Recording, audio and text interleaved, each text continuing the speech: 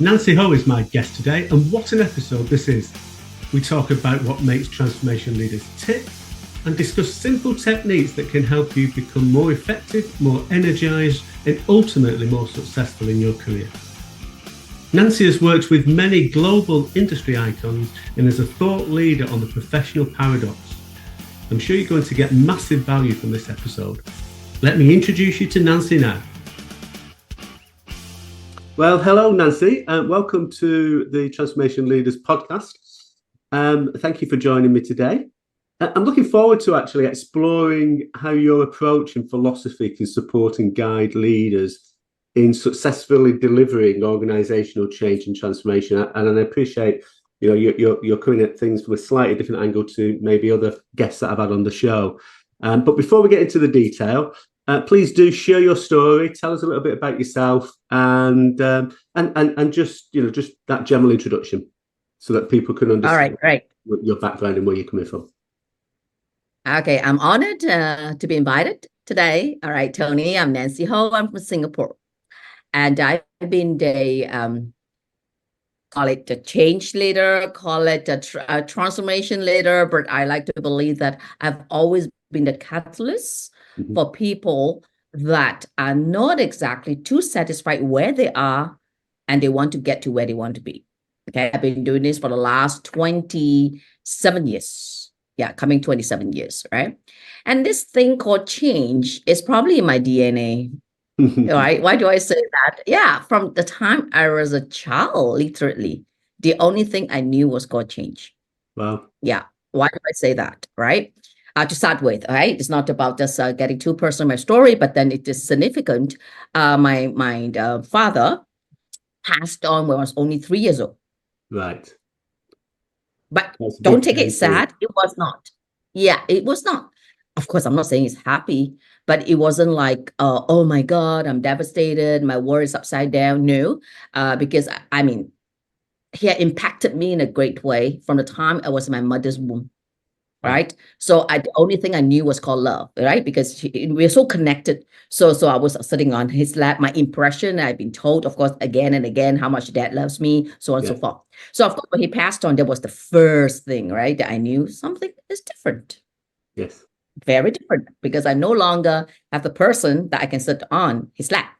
Yeah. Right.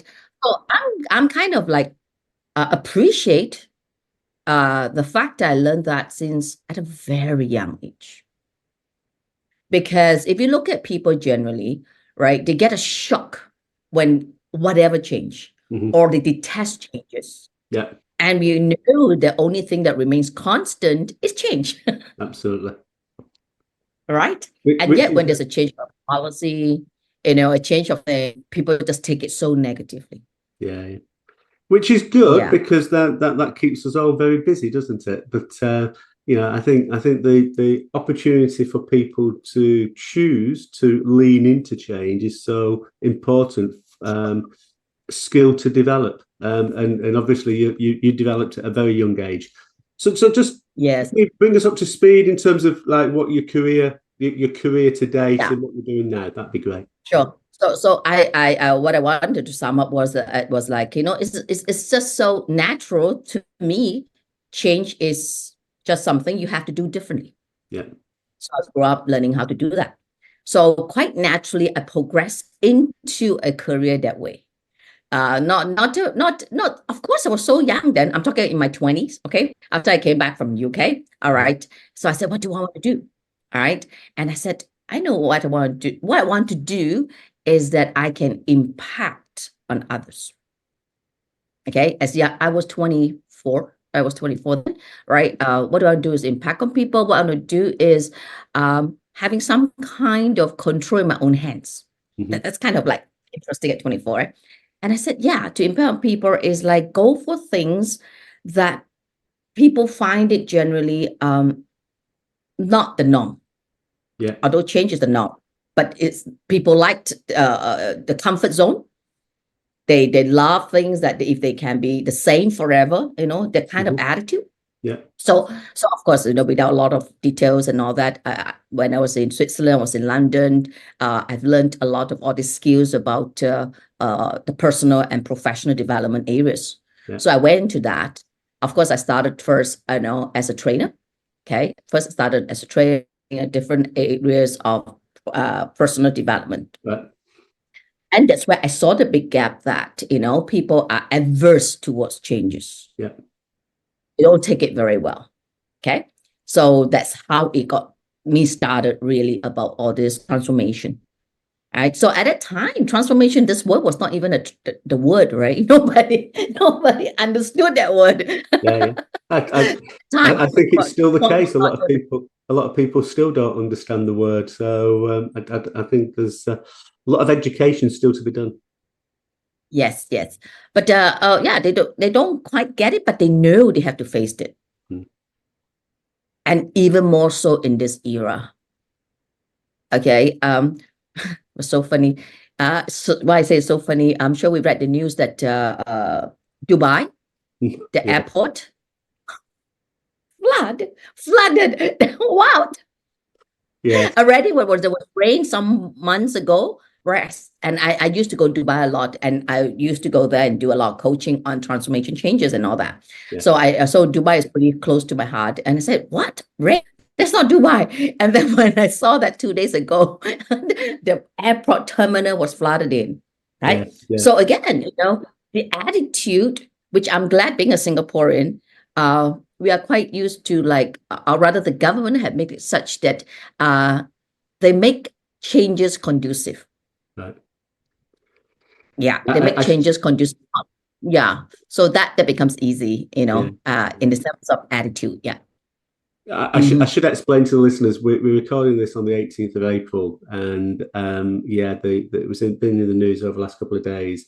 In fact, this morning in the UK, it was reported that Dubai in the last 2 days have had 1.5 years worth of rain.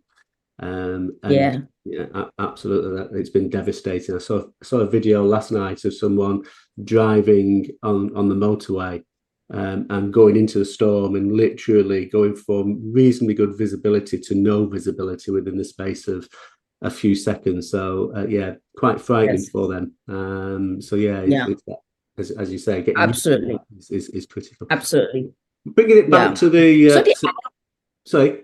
Yeah, sorry. No, so bringing it back to the sort of core purpose of this podcast, which is around organizational change and transformation. How do you define transformation? We just touched on the word, but what's your definition of the word transformation? I'll call it making that shift. Mm-hmm. Making that shift.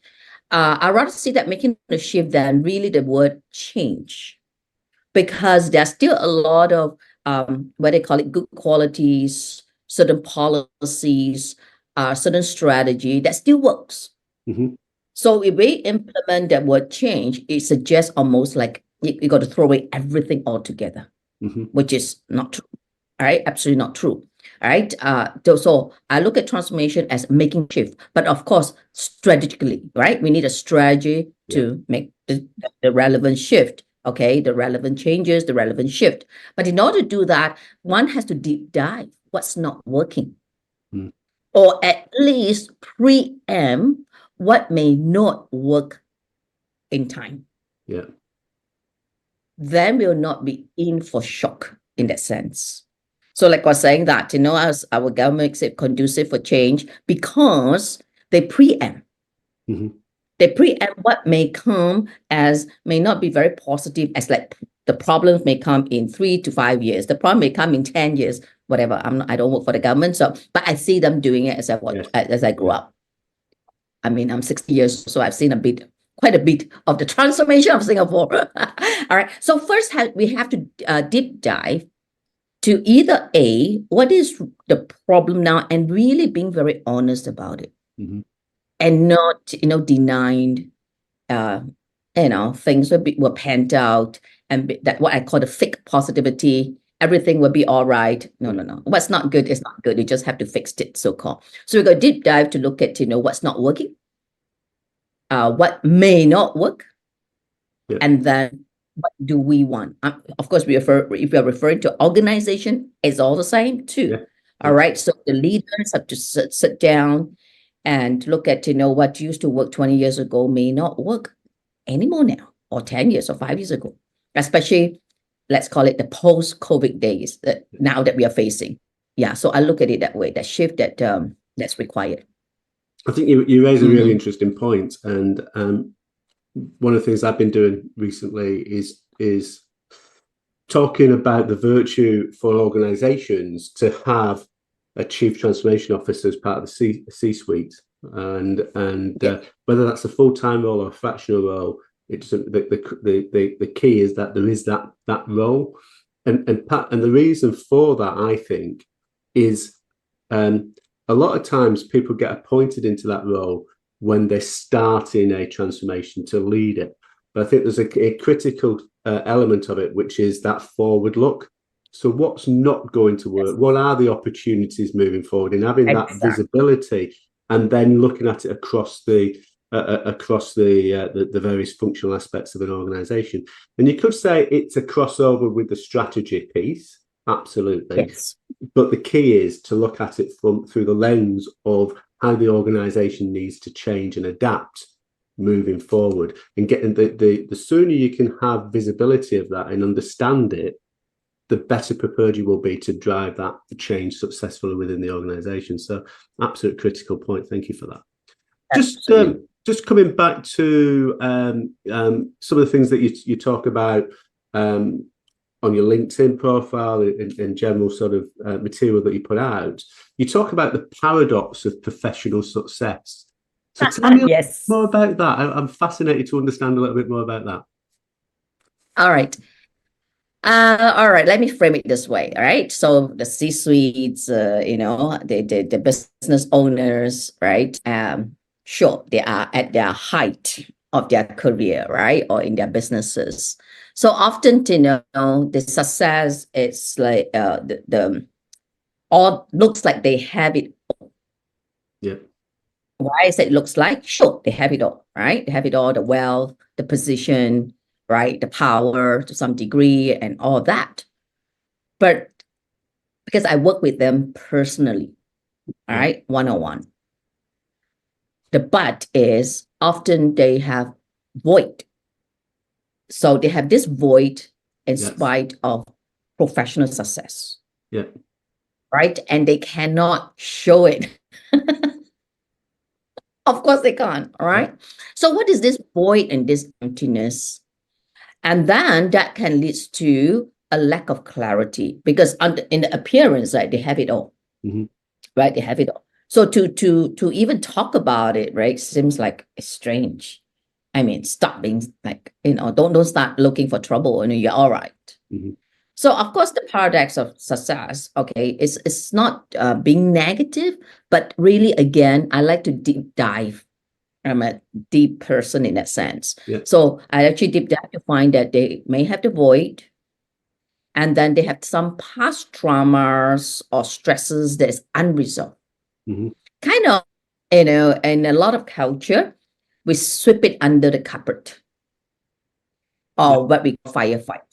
Well, that is quite a norm, all right, in some situations. But if it becomes a habit that we sweep it under the carpet, then that's where it's unresolved stress, and maybe even call it traumas. Mm-hmm.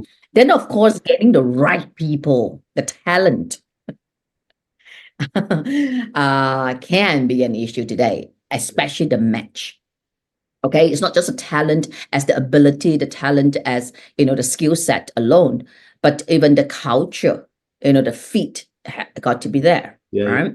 And of course, because they work God knows how many hours in a week, although a lot of organizations are striving for 4 days a week, right?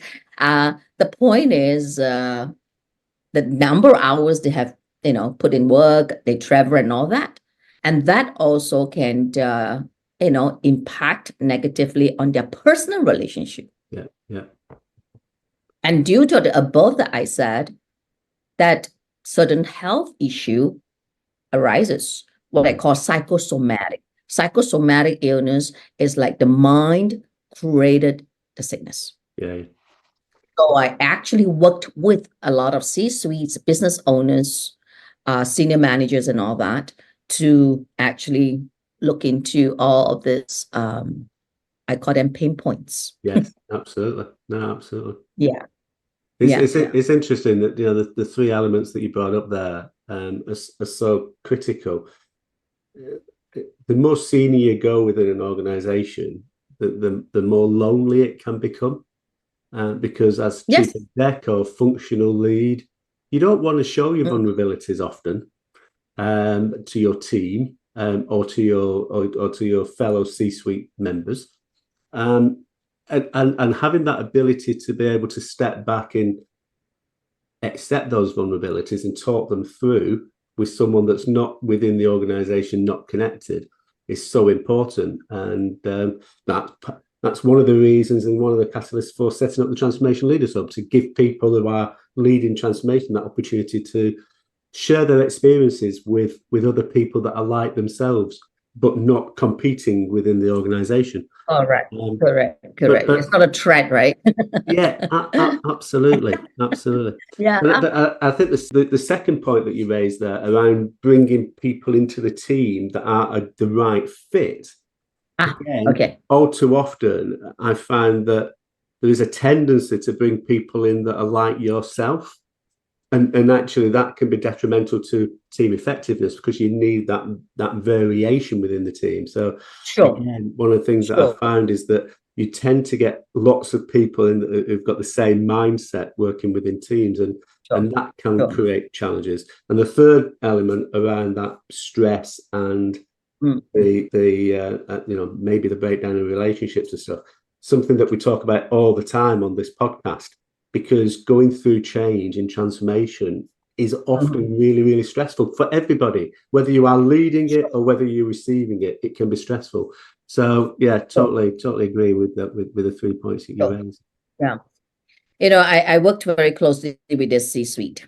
He's fairly young, only 38, but a startup. They've been around for like 6 years, coming to 6 years. Okay, so they are not startup, just started 1 or 2 years, right? They still call themselves startup. In the AI, cybersecurity, blockchain. Yeah. Okay. So it's interesting. He comes in and talks to me every week.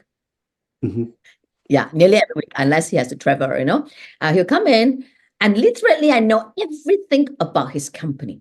Yeah. Every single person.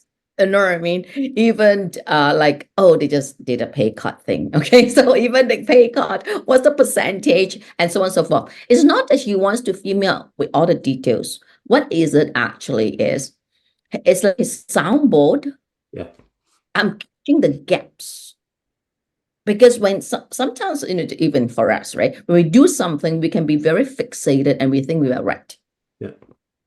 This is the way to do it. This is right. Okay. And I said right, wrong. I don't mean, that wrong, but it's like we may not see blind spots. Yeah. So I'm like a soundboard, that we hear that. I said, okay, wait a minute. All right. I hear something, and then I'll bounce it to him. Like, oh, yeah. And so like you said early on, you attract the people are just like you. So when they discuss in the company, they all sit in the same light. Yeah. Absolutely. Yeah.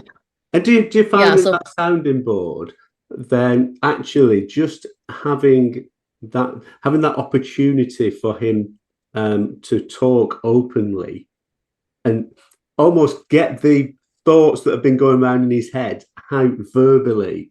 When I do that, I know that when I'm talking about certain things or explaining certain things that I've had in my head for many weeks, by verbalizing it helps me to understand it, and helps and I recognize often that as I'm starting a conversation or starting to verbalize what I've been thinking, my viewpoint's changed halfway through, and that's the opportunity, isn't it, that you're providing those C-suite members that ability just to have that sounding board and verbalize what they're thinking.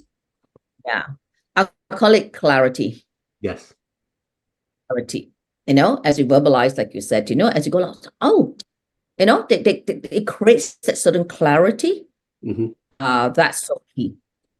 All right, that's really so key. And then, of course, after when, there's a certain gap or there's something they overlooked or the blind spots, whatever it might be, then they can jump in and then know what they need to do. Yes. Apply the necessary, changes. So then these changes becomes not painful, inverted comma, but rather a necessity, and it can be quite motivational. Absolutely. Because you see it as a necessity, and you see it as it's part of that let's call it the moving blocks. Yes. Towards that goal. So you no longer is that pain.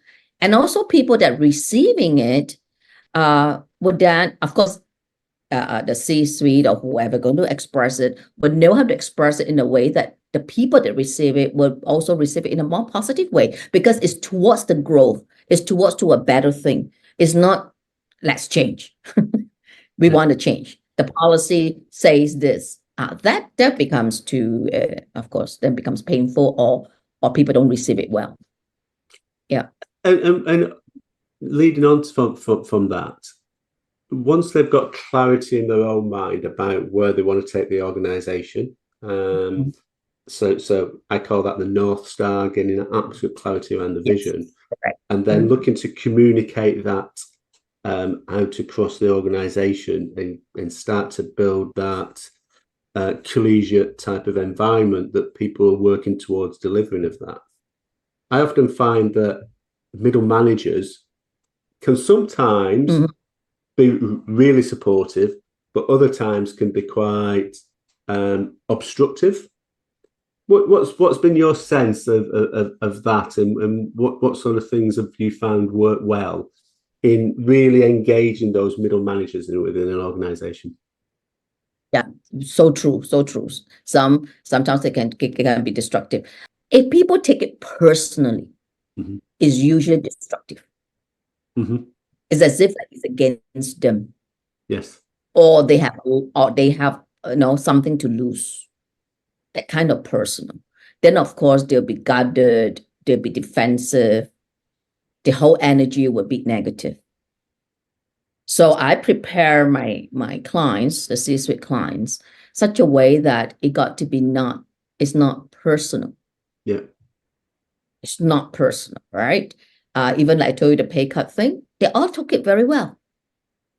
They all took it very well because they can see that it's not personal. Although, of course, it's not the most positive thing that happened to their life, but they see that it's necessary. But of course, there's also other incentive that builds in. Yeah. That builds in, that's not just simply like, pay cut, that's it, goodbye. Or if you don't accept it, then off you go. It's not like that. It's not just, clean cut this way, but there's an incentive that builds in, and also a plan forward. Right. Yes. Yeah. So they will see that, like, that's what I mean by a necessity. Okay. That, this is what we need to do in order to arrive to that destination, that goal, for the year, things like that. So long if you express it, not that they're not being personal about it, or they're hurting, it's good. Psychologically they are good. Yeah. I think it is. It's looking at things through the lens of the individual that you want to engage with, isn't it? And trying to understand what the change will mean to them, and then frame it in a way that I think does two things. One, provides them with clarity, because a lot of times it's the lack of clarity that causes the stress. Sure. And sure. Secondly, as you say, if you can position it whereby there is there's a benefit to them, so they can see, and if there isn't a benefit, again, just being open and honest with them, it is clear. Within large scale transformation, sometimes you don't have the answers from day one. But one of the things that I always say to organizations I'm working with is that even if you don't have all of the answers on day one, you can give people an idea of what you're doing to get the answers and what timescales you're working towards. So that you don't leave a void, you at least provide them with a roadmap of how we're going to get from A to B. And I think that's always critical, because it's about really grabbing hold of the hearts and minds of people, isn't it, when you're driving change? Absolutely. In fact, there was this other company that I work with. All right, I find that they are not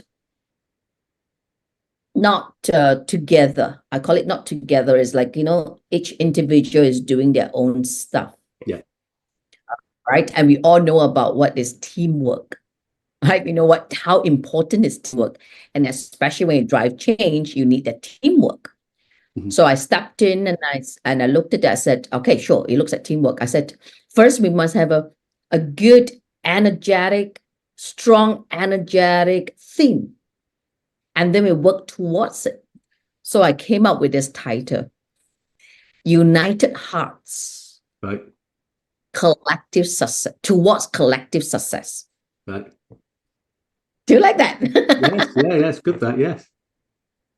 Yeah. United Hearts, right? Yeah. Working towards, work towards collective success. Yeah. So I went from this theme, I went on, of course, like the repercussion if people are not united. Good. Rather than I go on the approach like, teamwork, you have to work together. They're already not feeling good. If you go say things like that, they're not paying attention. It's like, get out of town. You know what I mean? Right. So I just went that and I went into that repercussion. And of course, part of the repercussion is also it impact them personally. Yeah, absolutely. It's not just the organization. Right. So they see that then now working towards that, what is United Hearts. And I saw the shift of attitude. No, That's change. It's so important, isn't it? I remember years ago, someone introduced me to a radio station, WIIFM. What's in it for me? And every time you are dealing with individuals, you always need to look at it. What's in it for me? Because that's what their first thoughts will be. Highly likely will be. What's the impact upon me? Correct. So, talking about what we want the organization to do and where we want the organization to be and why we want the change is critical. Absolutely, that we've got that clarity.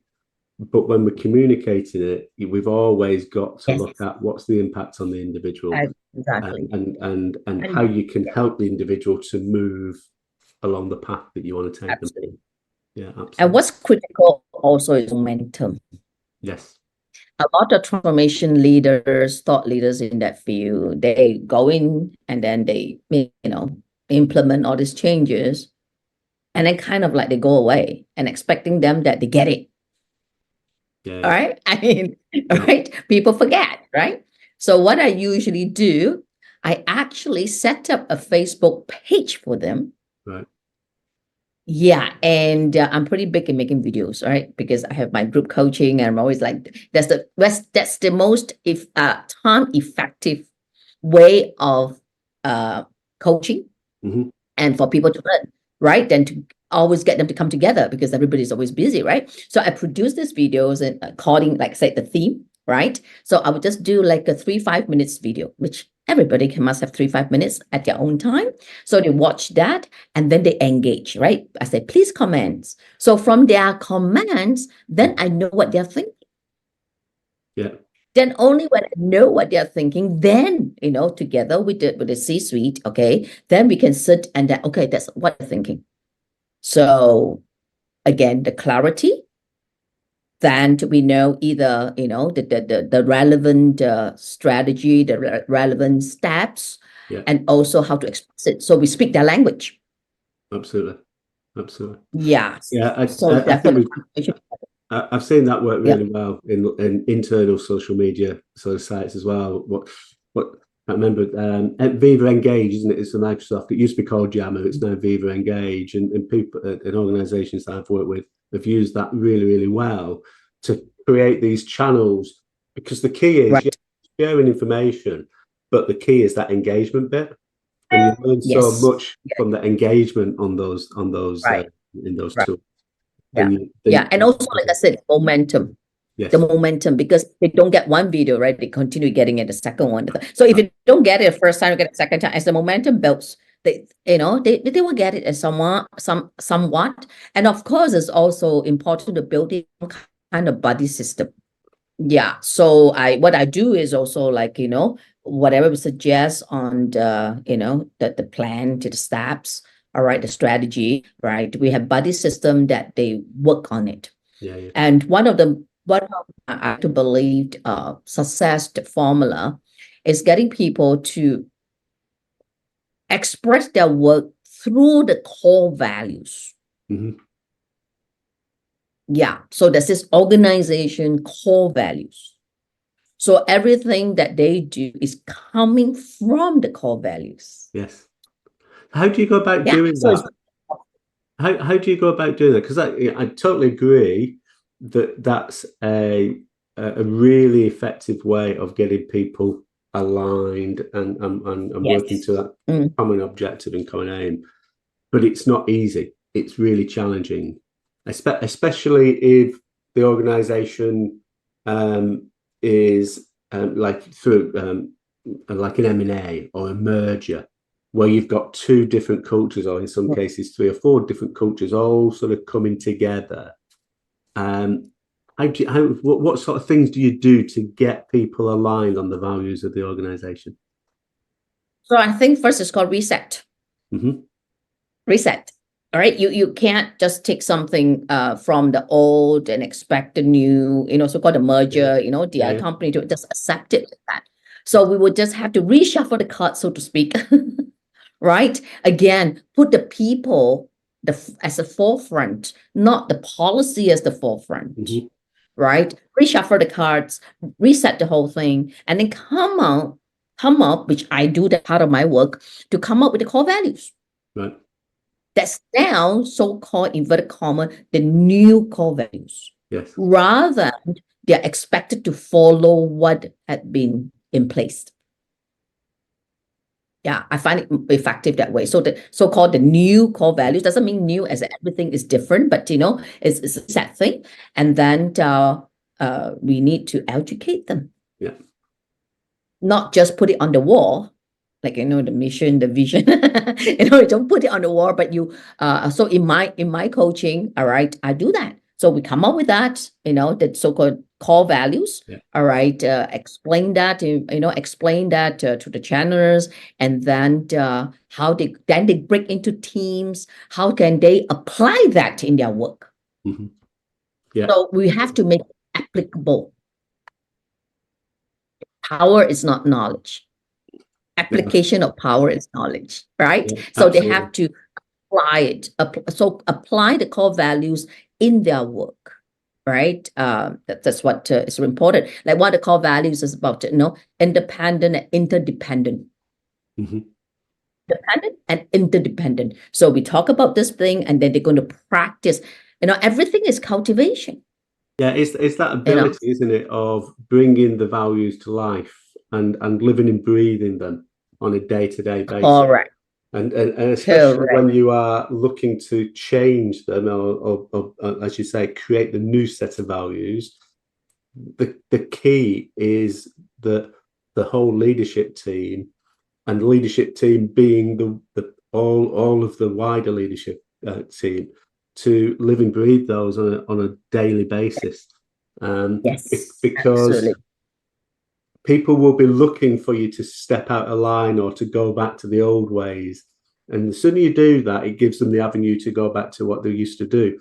But reinforcing it day in, day out, and celebrating when you see stuff working along the lines that you want it to work. And at the same time, identifying when people are going back to the old ways and helping them to move to the new ways is so critical to get that new habit forming almost. And Correct. there's a saying, isn't there, 28 days to form a new habit. Yes. And it's the same principle. If all you do is one communication, or 4 or 5 pieces of communication, it's not going to land. It's that constant reinforcement day in, day out that actually makes these things land. Absolutely. I think this reinforcement is a little bit lacking, though. Yeah. Because people get too busy, they just want to get caught up in their, of course, we are all busy, and we have got deadlines and stuff like that. So they are too kind of like focus on the outcome instead of focus on the process. So I insist, all right, in my clients, focus on the process, the outcome will be positive. Because we cannot control the outcome. We can control the process. Mm-hmm. Yeah. And also the process is, if it take time, like I said, working a body system, right? Applying the core values, how you show up in your work, stuff like that. Like one of the core values, like the wow factor. Yeah. So everything you do, you want to deliver that wow factor, right? It's an attitude. Absolutely. Yeah. I think just coming back to what you're just saying there, I think it's important to get clarity around the outcomes that you're looking to deliver. But once you've got clarity and you've spoken about it, absolutely focus on the process to get there. And work that activity on the process. Great. Yes, thank you very much for that. So we always finish off each pod with a question about your non-negotiables. So in terms of delivering the change that you help your clients to deliver, what are the non-negotiables that you want to have in place or need to have in place for that to be successful? I think non-negotiable always has to come from first integrity. Right. Integrity cannot be compromised regardless. Mm-hmm. That's the first thing. But of course, we, again, the leader has to drive this integrity. Yeah. So it's non-negotiable as far as integrity is concerned. Non-negotiable in terms of quality is concerned.